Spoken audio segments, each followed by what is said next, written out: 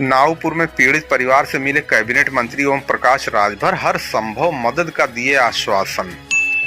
आजमगढ़ जनपद के अतरौलिया थाना क्षेत्र के नागपुर गांव में रामबली राजभर की पत्नी स्वर्गीय रामावती देवी की हत्या पर दुख जताने पहुंचे प्रदेश सरकार के पंचायती राज मंत्री ओम प्रकाश राजभर ने पीड़ित परिवार से मुलाकात की। उन्होंने परिजनों को हर संभव सहायता का आश्वासन देते हुए कहा कि सरकार पीड़ित परिवार के साथ खड़ी है।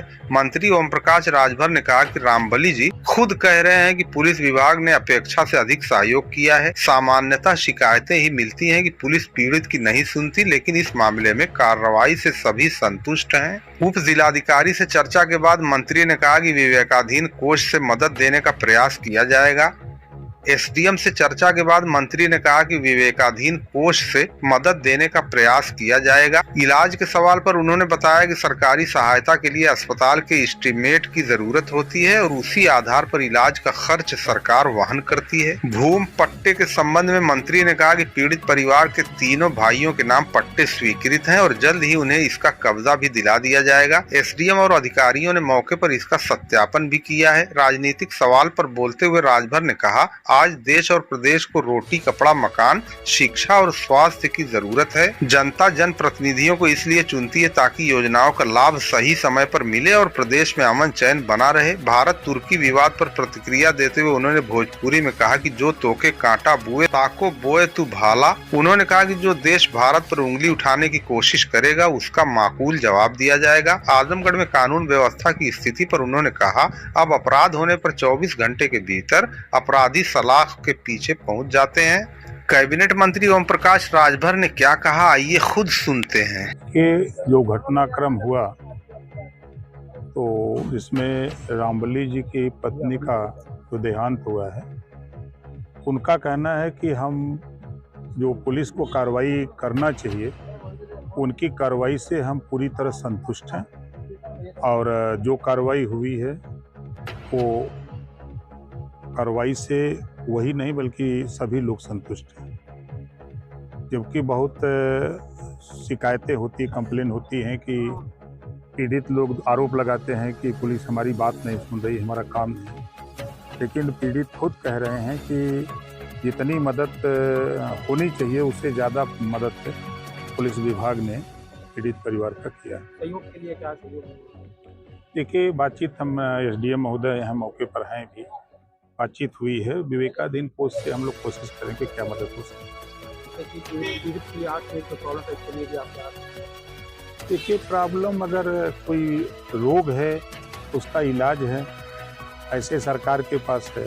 इलाज कराने के लिए हम लोग पैसा वैसे भी देते हैं, बहुत कुछ नहीं, खाली हम लोगों को एस्टीमेट का पैसा मिल जाए, एस्टीमेट खर्चे का ब्यौरा, तहसील से आय प्रमाण पत्र, आधार कार्ड, तो जो हॉस्पिटल पैसा लिखता है उतना पैसा भिजवा देते हैं।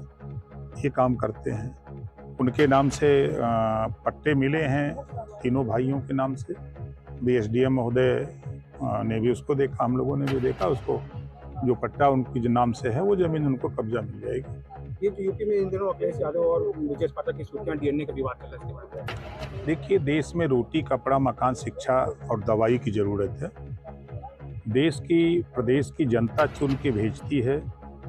वो किसान को समय से खाद मिले, पानी मिले, बीज मिले, प्रदेश में अमन चैन रहे। जो विकास की योजनाएं केंद्र और प्रदेश सरकार से चल रही हैं वो योजनाएं जनता तक पहुंचे, ये उद्देश्य सबका होना चाहिए।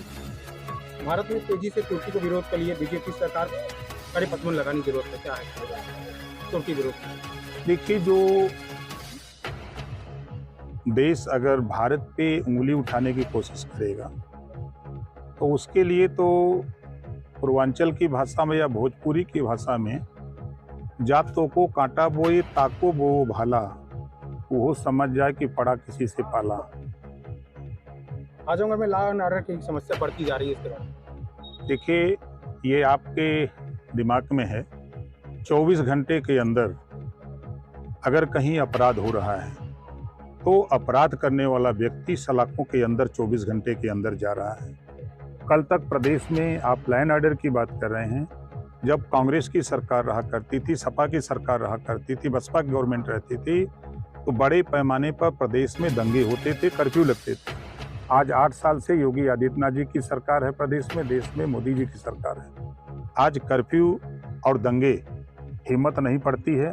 अगर कोई हिम्मत करता है तो वो या तो जमीन के अंदर, या तो ऊपर, या तो जेल के अंदर। संभल जामा मस्जिद के विवाद को लेकर हाईकोर्ट ने मस्जिद की अर्जी खारिज कर दी है, इसलिए क्या करेंगे सर? देखिए, सुप्रीम कोर्ट सर्वोपरि है, न्यायालय सर्वोपरि है। न्यायालय का जो फैसला आता है उसको सभी लोग मानते हैं।